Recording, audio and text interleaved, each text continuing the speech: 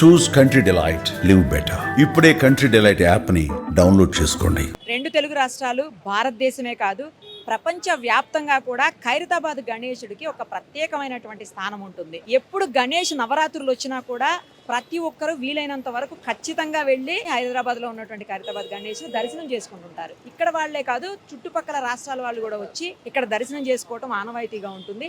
ఈ సంవత్సరం అంటే ప్రతి సంవత్సరం కూడా వీళ్ళు ఒక థీమ్ని తీసుకొని ఆ గణేష్ని తయారు చేస్తూ ఉంటారు. ఈ సంవత్సరం కూడా మనం చూడొచ్చు, శ్రీ విశ్వశాంతి మహాశక్తి గణపతిని తయారు చేశారు. దాంతోపాటు ఏంటంటే ఎప్పుడు ప్రతి ఏడాది కూడా స్వామివారికి ఇరువైపులా ఏదో ఒక థీమ్ తీసుకుంటారు. అప్పుడు కూడా ఈసారి ఒకవైపుకి కన్యకాపరమేశ్వరి అమ్మవారిని, ఇంకోవైపు గజ్జల అమ్మవారిని ఇద్దరిని తీసుకుని పెట్టారు. మొత్తం దీనికి సంబంధించినటువంటి డీటెయిల్స్ అన్నీ కూడా నిర్వాహకులను అడిగి తెలుసుకుందాం. రాజకుమార్ అని చెప్పేసి ఆయన నిర్వాహకులు, ఆయన అడిగి తెలుసుకుందాం. అలాగే ₹1,00,00,000 దగ్గర ఖర్చు అవుతుందని అంటున్నారు ఈ సంవత్సరం.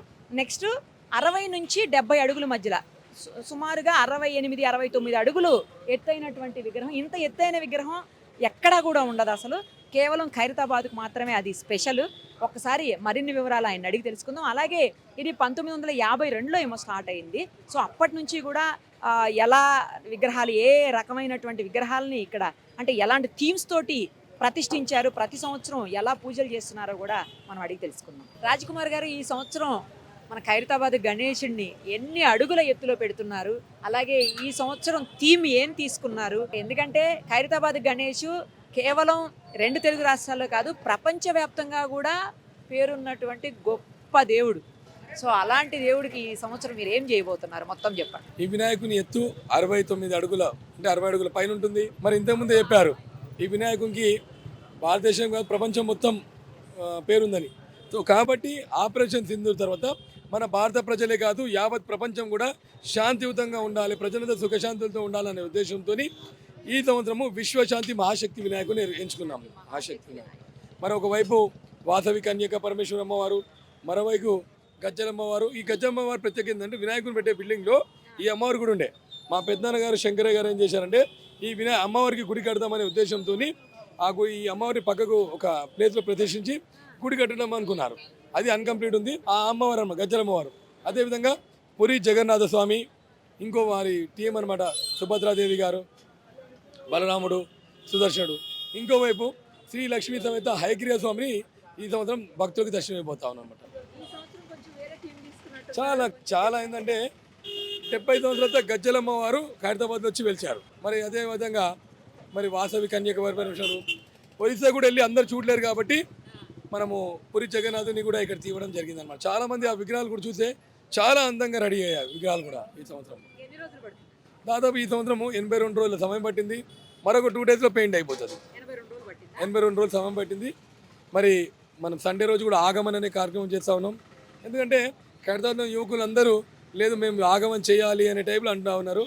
వారి మాట మన్నించి ఖచ్చితంగా చేయాలి. లాస్ట్ ఇయర్ కూడా చేయబోతా ఉన్నాం అనమాట. లడ్డు ఏంటంటే తావేశం నుంచి మేము లడ్డు కూడా కొన్ని చిన్న లడ్డు వస్తుంది, పెద్ద లడ్డు వస్తే పంచడం కష్టమవుతుంది కాబట్టి మేమే వద్దని చెప్పాము. బట్ చిన్న లడ్డు చాలా వస్తున్నాయి. మనము వచ్చి ఆ లడ్డు కూడా భక్తులకి పంపిణీ చేయాలనేది ఆలోచన. చూడండి, సుమారు 4 నుంచి 5 రాష్ట్రాల ఆర్టిస్టులు వచ్చారు. తెలంగాణ, ఆంధ్రప్రదేశ్, మరి అదేవిధంగా తమిళనాడు సంబంధించిన మూర్తి గారు, ఒరిస్సా సంబంధించిన జోగారావు గారు, మన మెయిన్ శిల్పి మాత్రం రాజేందర్ గారు, దాంతోపాటు సందీప్ రాజ్ గారు, గణేశోత్సవ కమిటీ అధ్యక్షులు మరి దానం నాగేందర్ గారి ఆధ్వర్యంలో అన్ని కార్యక్రమాలు జరగడం జరుగుతుంది అనమాట. అదే పురికి సంబంధించిన పురి జగన్నాథుడు, సుభద్రాదేవి, బలరాముడు, దాంతోపాటు సుదర్శనుడు, ఈ థీమ్ అనమాట. అక్కడ పురి జగన్నాథ్ థీమ్ అనమాట. అది ఇంకోవైపు వచ్చేసి ఈ రైట్ సైడ్లో వచ్చి వాసవి కన్యక పరమేశ్వర అమ్మవారు, కాళ్ళ దగ్గర పురి జగన్నాథుడు వచ్చి శ్రీ లక్ష్మీ సమేత హయగ్రీవ స్వామి విష్ణుమూర్తి రూపం ఒక అవతారమైన.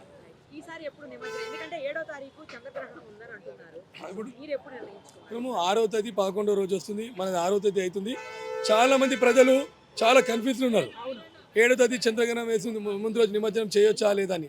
7వ తేదీ 12:30 గ్రహణం అనేది దాని ఎఫెక్ట్ అని ఉంటుంది. గ్రహణం మాత్రం 7 గంటలకు వస్తున్నది. మధ్యాహ్నం టైంలో 7 గంటలకు ఏదో పంతులు గారు చెప్పిన విధంగా 7 గంటల తర్వాత గ్రహణం అనేది దాని ఎఫెక్ట్ మాత్రం 12 గంటల నుంచి ఉంటుందని చెప్పారు. బట్ మనమైతే నిమజ్జనం చేసుకోవచ్చు, ఎటువంటి ఇబ్బంది అనేది లేదు. మేము మధ్యాహ్నం 6వ తేదీ 1 గంట లోపల మేము నిమజ్జనం చేస్తాం. 1 గంట లోపు అయిపోతుంది. అయిపోతుంది. ప్రతి సంవత్సరం లేట్ అవుతూనే ఉంటుంది మనం అనుకున్న టైం కంటే.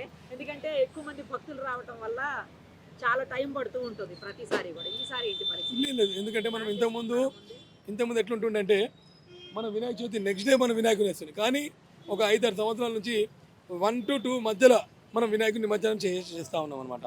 ఎందుకంటే ఈ వినాయకుని అందరూ ఒక పర్టికులర్ టైంలో చూస్తూ ఉన్నారు. ఇంతకుముందు ఎట్లుంటే నిమజ్జనం ఎప్పుడైతే తెలియదు, ఏ పరిస్థితి ఉంది. కానీ ఇప్పుడు మాత్రము ఖచ్చితంగా మధ్యాహ్నం 1 గంటల లోపల నిమజ్జనం చేయాలనేది ఒక ఆలోచన. ఈసారి ఎంత ఖర్చు అయింది? ఇప్పుడాక ₹1 పైన ఖర్చు అయింది. ఇంకా ఉన్నది ఖర్చు గిట్ట ఉన్నది. దీనిలో 70% అనేది ఆర్టిస్టుల కాస్ట్ వెళ్తుంది. చాలా నిపుణమైనటువంటి కాస్ట్. వాళ్ళు ఒక్కరోజు పనిచేస్తే 2 రోజులు పరిచయం కాస్ట్ అవుతుంది అనమాట. మేము వెల్డర్లకు 20 లక్షల రూపాయలు దాకా ఇచ్చాము వెల్డర్లకు. మళ్ళీ తమిళనాడు వాళ్ళకు 15 లక్షలు అవుతుంది. కార్పెంటర్లకు 15 లక్షలు అవుతుంది.